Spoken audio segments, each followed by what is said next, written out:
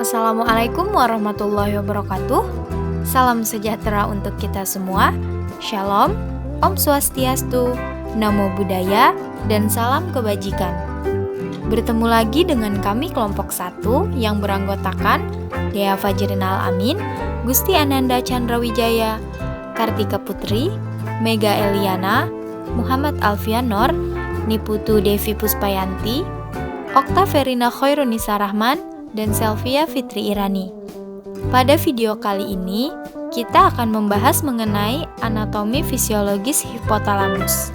Untuk mengetahui lebih lanjut, yuk tonton video ini. Selamat menyaksikan.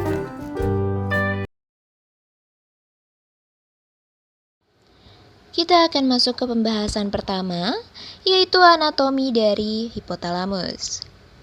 Hipotalamus adalah tipis piring jaringan saraf yang ditemukan di sepanjang kedua sisi ujung depan ventrikel ketiga, salah satu rongga berisi cairan di dalam otak.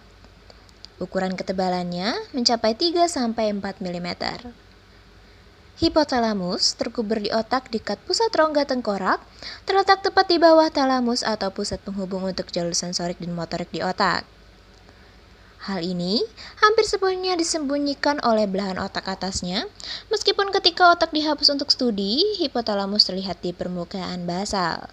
Bentuk hipotalamus tidak definitif, tetapi berupa bagian yang dapat dibedakan atas beberapa zona yang disebut area. Zona yang memiliki beberapa kelompok sel yang berupa pada hipotalamus disebut nuklei. Beberapa nuklei memiliki fungsi penting dalam hipotalamus, di antaranya ada supraoptik nuklei, paraventrikular nuklei, dan juga arcuate nuklei. Diduga, semua hormon yang terdapat pada median eminens berasal dari nuklei ini. Hipotalamus dan hipofisis merupakan satu aksis yang berfungsi mengendalikan fungsi banyak kelenjar endokrin seperti tiroid, adrenal, dan juga gonad, dan juga berbagai aktivitas fisiologi lain. Hipotalamus berfungsi mengatur pelepasan hormon-hormon hipofisis. Selanjutnya, kita akan masuk ke pembahasan yaitu fisiologi dari hipotalamus. Sekitar 10 atau 11 kecil dari kelompok sel saraf dikemas ke dalam hipotalamus. Hal ini mencerminkan fungsinya yang kompleks dan sangat khusus. Beberapa sel hipotalamus khusus untuk mendeteksi keberadaan dan konsentrasi molekul besar seperti hormon yang beredar dalam darah dan jaringan cairan. Tidak seperti pembuluh otak lainnya, mereka mengizinkan molekul besar seperti hormon bocor ke dalam jaringan dan membawa sinyalnya ke neuron. Neuron hipotalamus lainnya merespon dengan mengubah pola tembakan mereka ketika ada perubahan nilai yang diinginkan variabel seperti darah, suhu tubuh, konsentrasi glukosa, atau konsentrasi garam dalam cairan tubuh. Ketika hipotalamus menggunakan sinyal seperti yang baru saja dijelaskan, mereka menetapkan kebutuhan untuk respon. Sel-sel hipotalamus mempengaruhi sel-sel lainnya dalam dua cara. Seperti neuron lain, mereka mengirim sinyal-sinyal listrik atau potensial aksi untuk merangsang atau menghambat ke sel di daerah lain dari otak dan tubuh. Dua dari inti hipotalamus yang paling menonjol karena neuron mereka besar itu adalah inti paraventrikular dan juga nukleus supraoptik, hormon oksitoksin, dan juga hormon antidiuretik. Oksitosin menyebabkan kontraksi rahim selama persalinan dan menginduksi susu rilis pada wanita dengan anak muda. Kalau hormon antidiuretik atau ADH, perjalanan ke ginjal untuk membantu tubuh menahan air dengan mengurangi output urin. Ketika kadar hormon berubah, sel-sel dalam inti ini melepaskan molekul peptida sinyal ke dalam sistem usus pembuluh darah yang membawa mereka ke lobus anterior hipofisis. Peptida ini menyebabkan sel-sel hipofisis untuk meningkatkan atau menurunkan sekresi pada salah satu dari 8 hormon tertentu ke dalam aliran darah.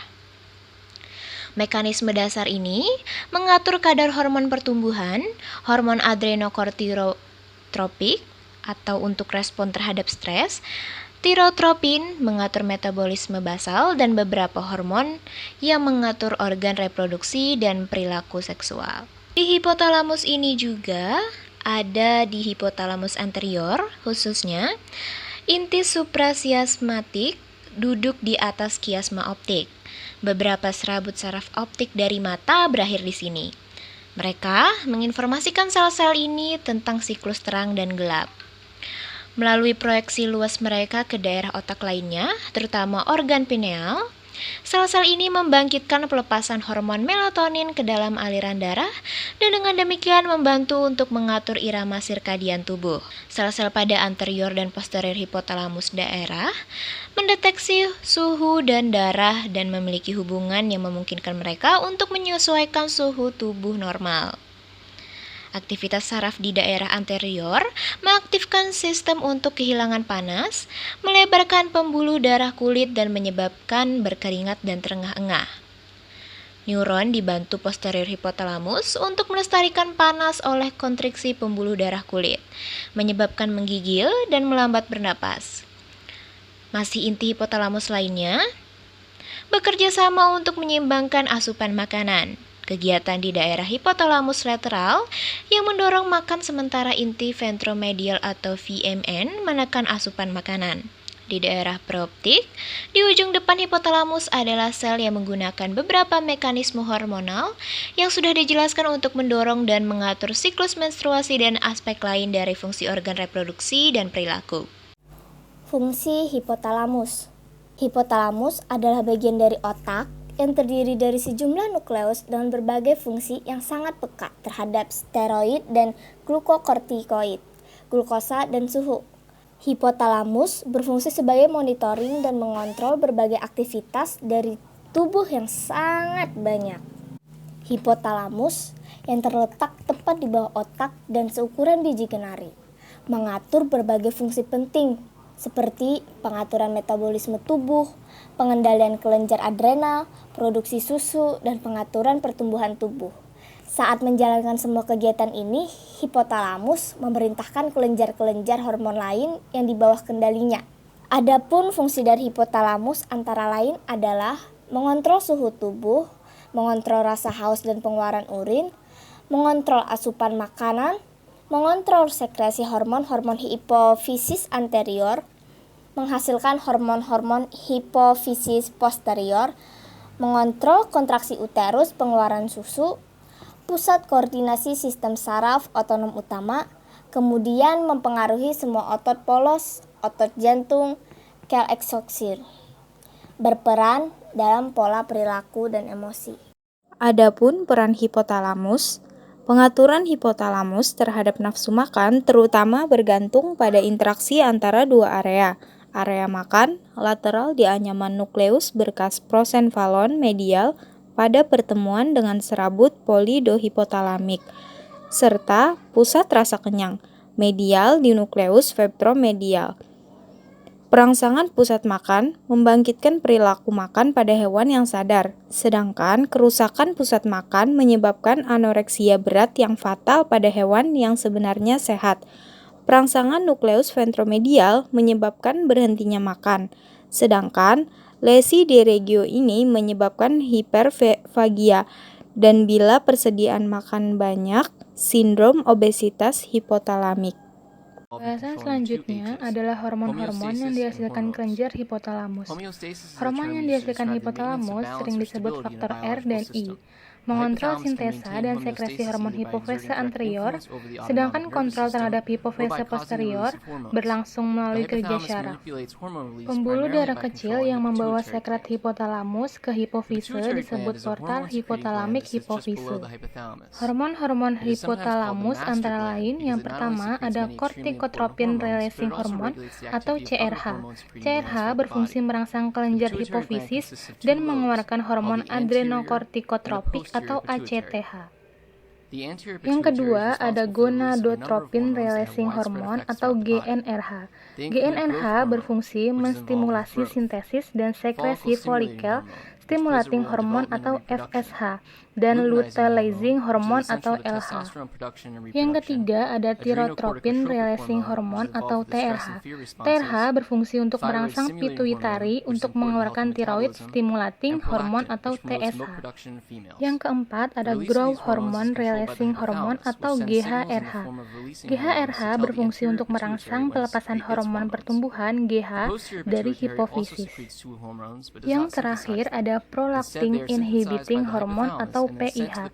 PRH berfungsi merangsang pengeluaran prolaktin, sedangkan PIH berfungsi menghambat pengeluaran prolaktin. Selanjutnya adalah mekanisme kerja hormon. Yang pertama adalah corticotropin releasing hormone atau CRH.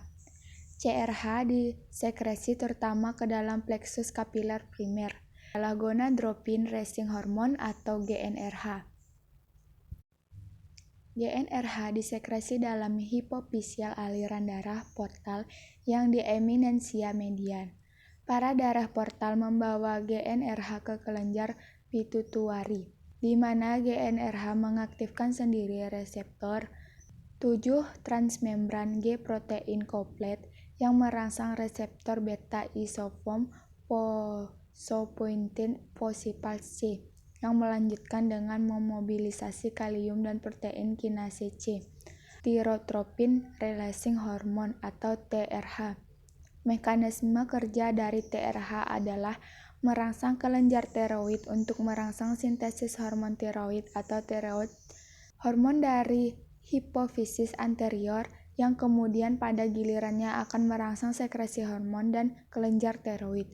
Kemudian, deidinasi hipofisis dan hipofer sekresi TRH diatur oleh kadar hormon tiroid yang bersirkulasi dalam darah atau umpan balik negatif dan melalui laju metabolik tubuh. Jika kadar hormon tiroid meningkat dan laju metabolisme tubuh meningkat, TRH akan diinhibisi. Sebaliknya, jika kadar hormon tiroid dalam darah atau seluler menurun, maka sekresi TRH akan didistimulasi. Selanjutnya, jika pada udara yang sangat dingin, dalam waktu lama dapat menjadi faktor lingkungan sehingga dapat meningkatkan produksi hormon tiroid. Selanjutnya, hubungan aferen dan eferen hipotalamus. Jalur aferen dan The eferen utama hypothalamus dari dan is ke hipotalamus located sebagian besar right tidak above bermielin. the Banyak brainstem. serabut menghubungkan It hipotalamus plays an dengan important sistem role limbik. in the Juga terdapat autonomic hubungan nervous penting antara system hipotalamus as dengan well nukleus-nukleus as in the di tegmentum endocrine otak tengah, system. pons, The dan otak hypothalamus belakang. controls Neuron the penghasil release of norepinephrine hormones, yang the badan body selnya berada di temperature, the rhombencephalon food berujung and di water berbagai intake, bagian yang berbeda the di sexual hipotalamus. behavior, Neuron the paraventrikel yang circadian mungkin rhythm, mengeluarkan oksitosin and dan the vasopressin stress sebaliknya reaction. menuju ke rhombencephalon dan berakhir Covered di by the hipotalamus two sentral. cerebral hemispheres, Terdapat sistem the neuron penghasil diencephalon dopamin is the structure of the central nervous system that is at the center of the brain. Dan berujung pada atau dekat kapiler yang membentuk pembuluh It portal contains di masses of gray eminensia matter, mediana. such as the thalamus Neuron and the penghasil hypothalamus, serotonin berproyeksi that play ke tremendous hipotalamus roles in the dari nucleus organism. drive. Selanjutnya, hubungan dengan fungsi otonom. Bertahun-tahun yang lalu, Sherrington menyebutkan hipotalamus sebagai ganglion utama sistem otonom. Perangsangan hipotalamus menimbulkan respon otonom, tetapi hipotalamus sendiri tampaknya tidak terpengaruh oleh pengaturan fungsi visceral yang dilakukannya. Sebaliknya, respon otonom yang ditimbulkan di hipotalamus merupakan bagian dari fenomena yang lebih kompleks, seperti makan dan bentuk emosi lain seperti marah. Sebagai contoh, perangsangan terhadap berbagai bagian hipotalamus, terutama daerah lateral, menyebabkan pelepasan muatan dan peningkatan sekresi medula adrenal seperti lepas muatan simpatis massal. Hubungan yang selanjutnya yaitu hubungan hipotalamus dengan aktivitas tubuh. Hipotalamus memiliki pusat kontrol dalam mengatur beberapa aktivitas tubuh manusia. Salah satunya yaitu mengenai waktu tidur dan terbangun. Cedera pada hipotalamus dapat menyebabkan seseorang tertidur untuk periode yang abnormal atau tidur dalam waktu yang lama.